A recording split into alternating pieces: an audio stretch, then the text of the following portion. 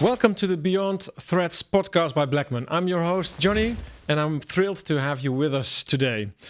Whether you're tuning in from your commute, at the office, or relaxing at home, we appreciate you taking the time to be with us. In each episode of Beyond Threats, we deep dive into topics that are shaping the future of fashion and logistics and lifestyle logistics. And today, we have an exciting discussion lined up for you as we explore the omnichannel advantage. I'm joined today by Lewe Goldmann, Supply Chain and Operations Director from Cloud9 Hair. Welcome, Lewe. Welcome, Johnny. Thank you for having me. All right, before we kick off, perhaps a quick introduction of yourselves and Cloud9 Hair. Of course. So, as you said, I'm the Supply Chain and Operations Director at Cloud9 Hair. So, within that remit, it's, as the title suggests, the supply chain, so inbound purchasing, but it also encompasses the logistics, so outbound as well as the warehousing side. Obviously, that's where we work very closely with Bleckmann. But also within my remit, I look after the compliance, product development, customer service, and returns to make a logistics full cycle. Yeah. Enough challenges for you there, Lewe. Yes, I do wear quite a few hats. Yes. Yeah.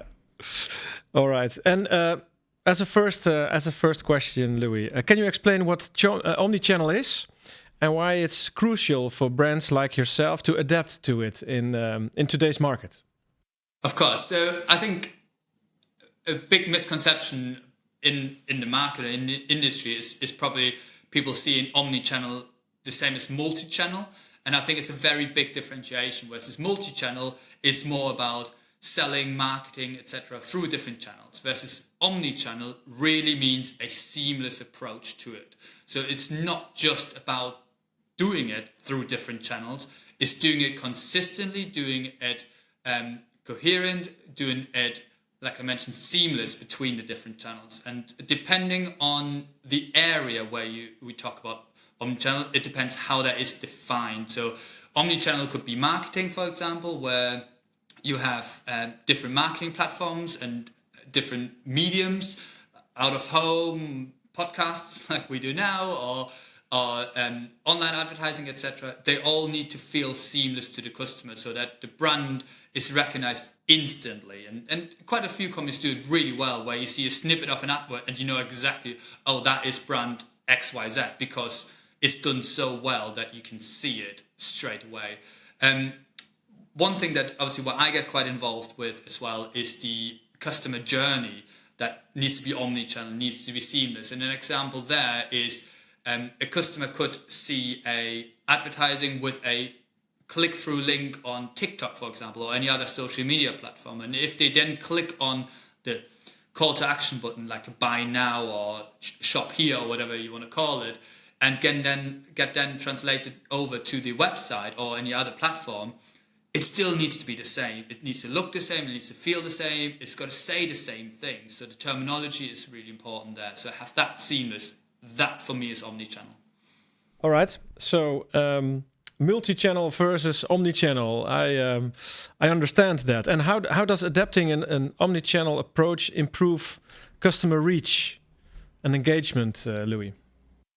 I think that's because nowadays there are so many different platforms out. There are so many different, it's TikTok or Instagram, Facebook, anything out there. So by really having this similar or same and seamless approach and using the omnichannel marketing and customer journey there, you can reach the customer where they like to play, where they like to shop, where they like to interact. So some people might prefer Instagram, some prefer TikTok. And if you as a brand can really represent yourself on these different channels as a single brand, rather than that's what, for example, Cloud9 looks like on Instagram, and that's very different what it looks like on TikTok, you can lose that customer very, very quickly, because they might not have the same experience on their chosen channel as their friend who told you about it.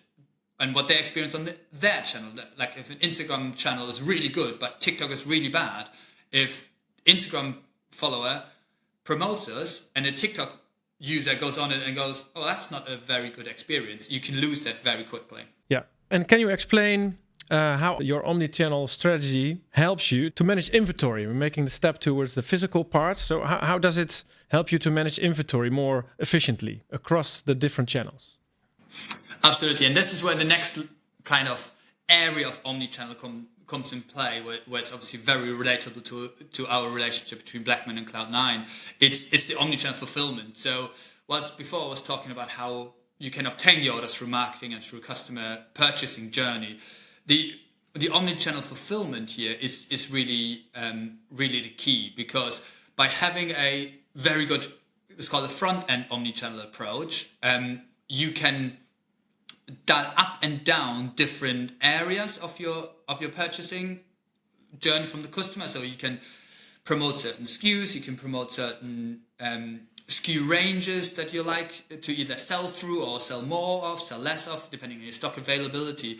So you can really drive that. And then if you then have a good partner like we do with yourselves, with Bleckmann, where we can toggle very quickly from a B2B versus a B2C delivery model, and that is really give us some strength at the back end to utilize the strong omnichannel approach at the front end, to then use our inventory management systems to really drive down the right level of inventory, and that way it becomes a totally seamless approach to everything. And a retailer has the same level of experience that a end consumer will have from us, which then in turn will give us good feedback, which give us a good standing with that retailer, and they potentially push, oh, Cloud9 is really easy to work with, let's get some more stock from them because we can sell it and it's easy for us to work with.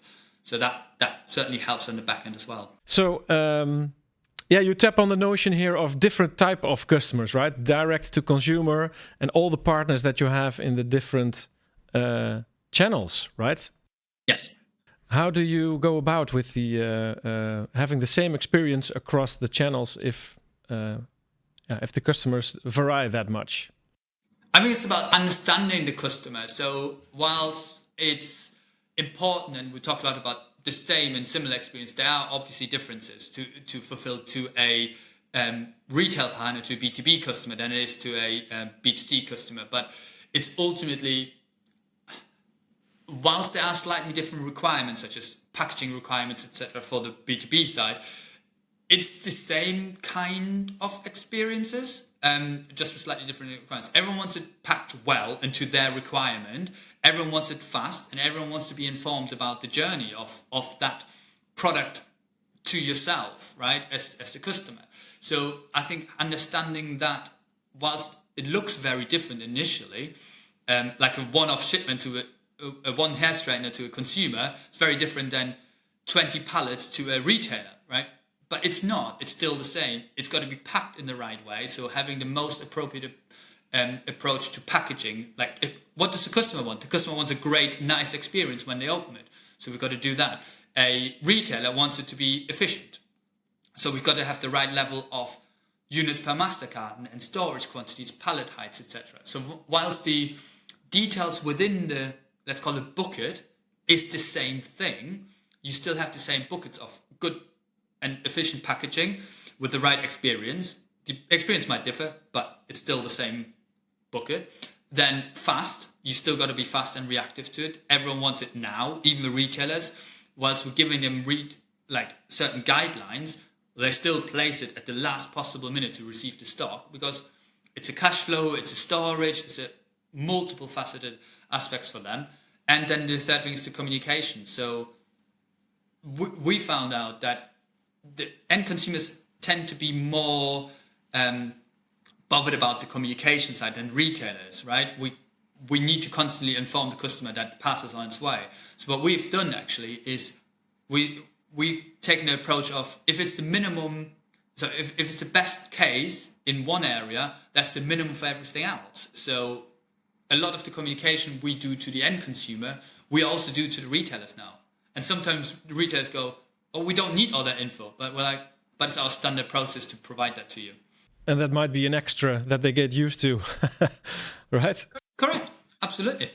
Yeah. All right. So what are the main challenges that you are facing when integrating this omnichannel strategy into your business, and how did you overcome the hurdles that you met there? I think the single biggest challenge is the consistency. Like, that is such a big thing because it's so important. Like I said before, it's seamless. It's look, feel the same for the customer or whoever it is that you interact with there. And being that consistent, especially for a company like us, when we grow, when we create loads of assets on the marketing side now, I'm talking about, it's really crucial that it's consistent and it's checked again and again and again to make sure it does feel the same. It's very easy that when you push out a lot of marketing and assets, that one doesn't fit because it might be optimized to slightly different screen resolution, or like Instagram is stories versus Facebook is more pictures and stories, and having the right material out there that works, and that it's like it's the challenge of being consistent but still not inflexible. I think that's probably the right trade-off, because certain terminology, certain, like I said, pixelations and formats work better on different platforms, but you still got to be the same, even though, like, you can't do the same image. For example, if you put a marketing image out, you can't put the same image on every channel. That's not what I'm saying at all. But the different image, the different mediums need to relate back to each other and feel the same. Well, you just mentioned growth. I can imagine for you that also entails expanding into new markets, and also there's also a changing retail environment, of course. So how does an omnichannel strategy help you to remain competitive in the end? So if you look at new markets, for example, by having a very good approach and set up already in the markets and in the platforms you currently use, if you enter a new market, there's likely to be a new type of customer and a way of interacting with that customer.